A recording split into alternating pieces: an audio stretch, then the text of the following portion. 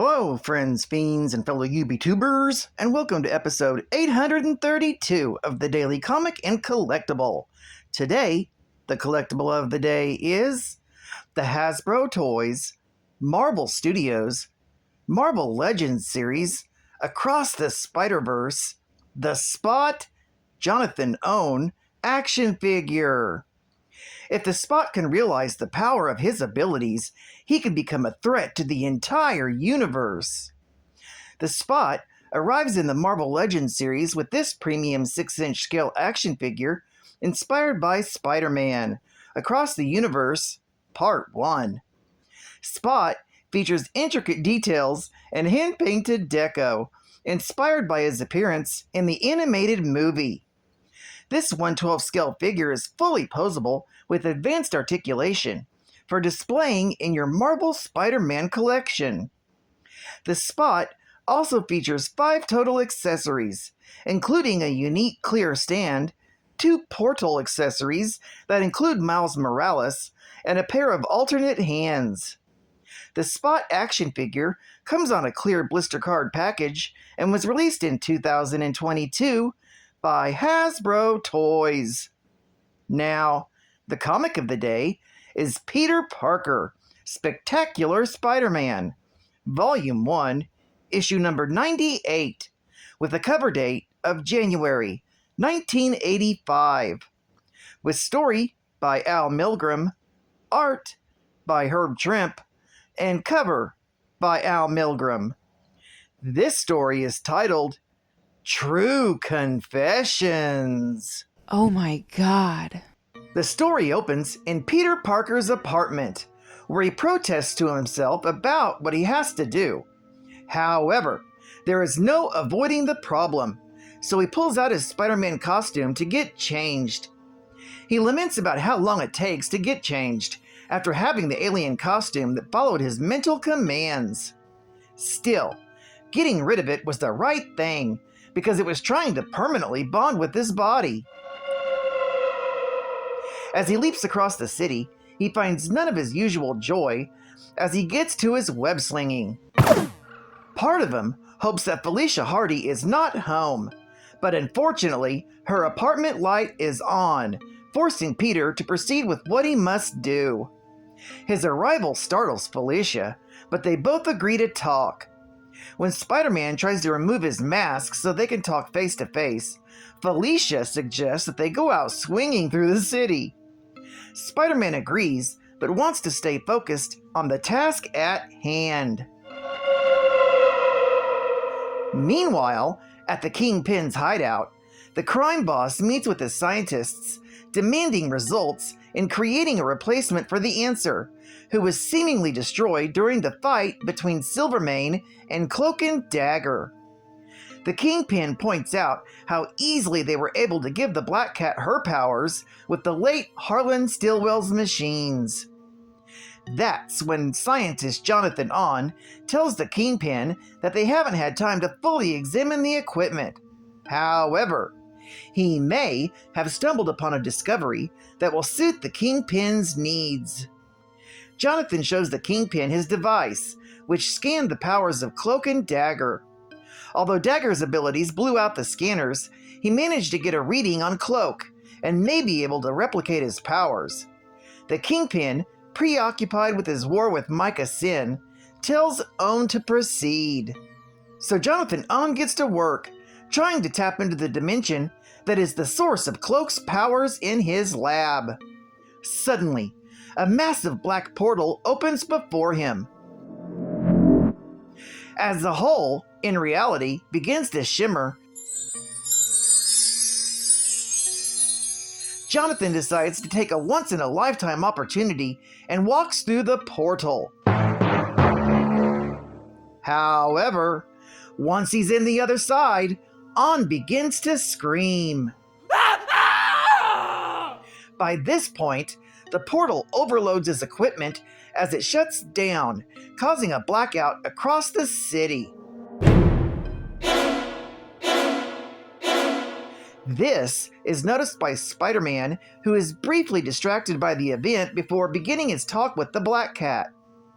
Meanwhile, Outside the Baxter building, the alien symbiote that briefly posed as Spider-Man's costume lurks in the darkness, seeking its former host, Spider-Man. Elsewhere, Spider-Man decides to postpone their talk. However, he's not interested in romance like the Black Cat, but to help whatever crisis arise during the blackout. As the couple stop a gang of looters, Spider-Man tries to explain to Felicia that he doesn't fight crime for kicks, but due to his sense of responsibility. He tells her about how he got his powers from a radioactive spider and immediately started using his powers to become famous. However, this all changed the night he let a burglar get away at the TV studio. The burglar went on to murder his Uncle Ben. Realizing this, he learned that with great power comes great responsibility. As the pair stop an elderly couple from getting mugged, the Black Cat reminds the wall crawler that he's already told her this story many times. She questions why he continues to let the baggage from this event continue to bring him down. She reminds him that her father was a top-notch cat burglar when he was alive.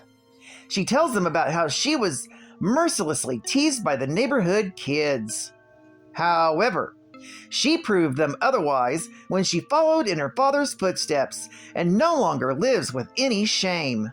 Spider-Man doesn't think this is the right way to think of it and asks her why she can't see how wrong this is.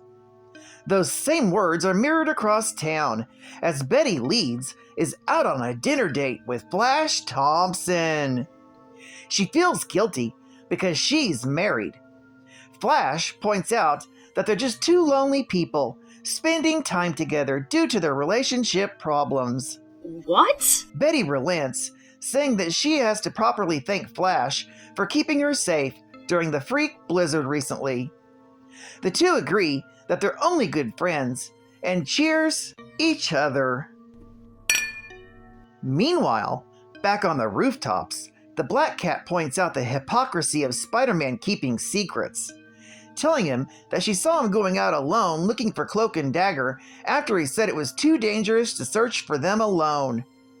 Spider-Man points out that he was asleep at that moment, under the control of the alien symbiote that he wore as a costume. Meanwhile, Jonathan On wakes up in a strange white dimension with white portals all around him. He realizes that he was successful in tapping into the dimension that gives Cloak his powers. When he reaches out to one of the black portals, he's suddenly pulled through. When he emerges back in the Kingpin's lab, On's wearing a totally white bodysuit, covered in black spots. Curious to see what happened to him, Jonathan is shocked when he tries to touch one of the spots on his body, and his hand goes straight through it.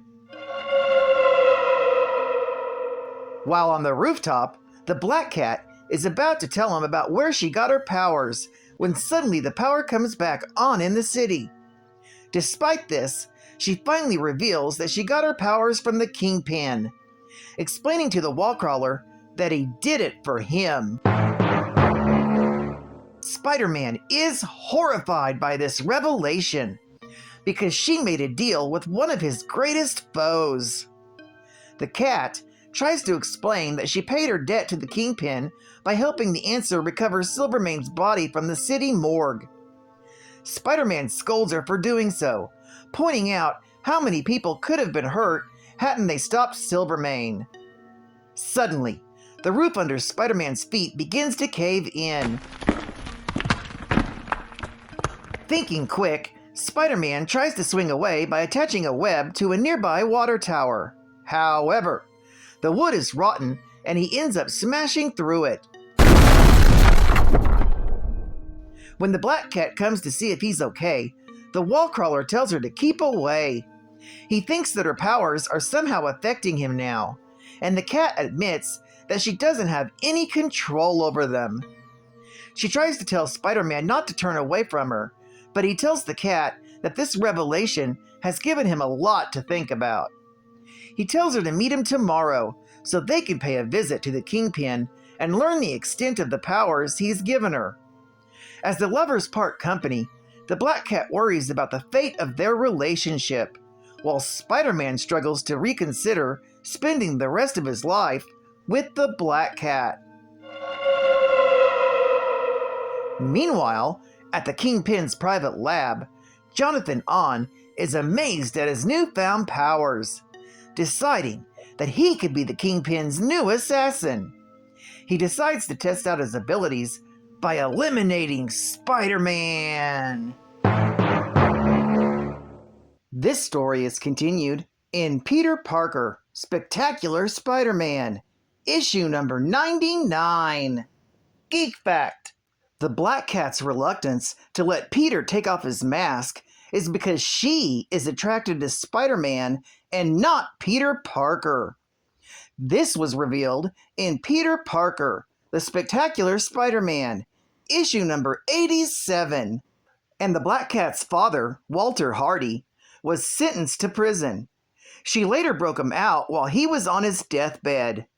These events were chronicled in Amazing Spider-Man, issue number 194, and Amazing Spider-Man, issue number 195. Bonus Geek Fact: when read together, the villain's name and alias form a pun. Johnny on the spot. State-of-the-art gaming. I had to think quick. Remember where I see the key, or I'd be hot-footing it over a fire pit. That's when the head bone comes flying at me. This wasn't gonna be no day at the beach. If you've got a mind like Einstein and reflexes to match, then Montezuma's Revenge is the game for you. It's a revolutionary game that challenges you to think smart and react fast. Join Panama Joe's search for buried treasure. Figure a way to get him over the fire pits, behind the locked doors, through 100 rooms crawling with critters. Get Montezuma's Revenge and get ready for action and adventure like you've never seen before. Only from Parker Brothers. Oh, Kitty, what a pity you don't understand. With all your comic facts, you're the smartest in the land. Oh, Kitty, with your ditties, don't you understand? It's cats like you, Catman. Oh, do what you do, Kitty. You're just so smart, Kitty. Hey, Catman, the facts you find, they blow my mind. Hey, Catman. Hey, Catman. Hey, Catman, the facts you find, they blow my mind. Hey, Catman. Hey, Catman. Hey, Catman, the facts you find, they blow my mind. Hey, Catman. Hey, Catman. Oh, Kitty, what a pity you don't understand. With all your comic facts, you're the smartest in the land.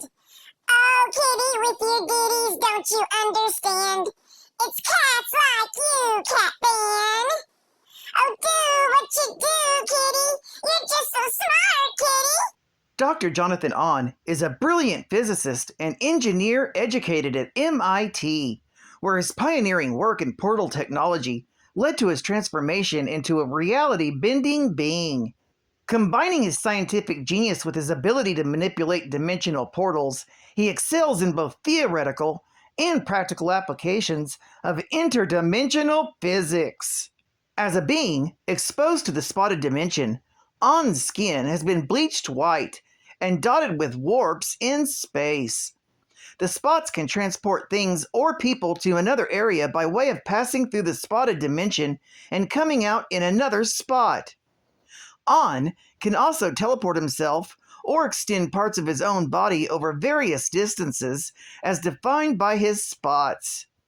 He has the ability to move the spots all over his body or take them off and place them somewhere else. The spots can even be suspended in mid-air. On claims to possess a form of immortality, being capable of speech even after he's been decapitated. And If his physical body is fatally wounded, it will disintegrate and reconstitute itself in the spotted dimension. However, Spot cannot throw an unlimited number of space warps because he primarily draws on the ones on his body. Spider-Man defeated Spot when his body was mostly white. Also noted, because Spot starts his attack in another dimension, he does not trigger Spider-Man's spider sense. Well, I'd like to thank you for joining me for another Daily Comic and Collectible, and I hope to see you again Monday. This is Cut Fan Comics Man, and I'll catch you on the flip, Thunder Kitties. Over and out.